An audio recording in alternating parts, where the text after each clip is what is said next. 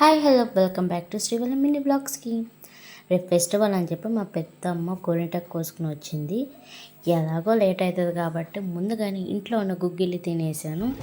చాలామంది తెలుసు గోరింటాకు ఎలా చేయాలో, బట్ ఎవరికైనా తెలియకపోయి ఉంటే ఈ వీడియో కొంచెం యూస్ఫుల్గా ఉంటుందని చెప్పి చూపిస్తున్నాను. అండ్ కావాల్సిన ఇంగ్రీడియంట్స్ అన్నీ ఒక్కొక్కటి చకచకా వేస్తుంది మా పెద్దమ్మ.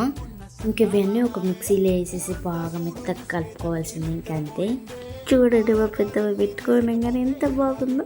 ఇంకా పనులన్నీ చేసేసుకొని మా పెద్దమ్మ ఇంకా స్టార్ట్ చేసింది గోరింటాకు పెట్టడం. పెట్టుకునేటప్పుడు చాలా కబుర్లు చెప్పుకుంటూ టైమే తెలియకుండా 3 hours ఉంచుకున్నాను.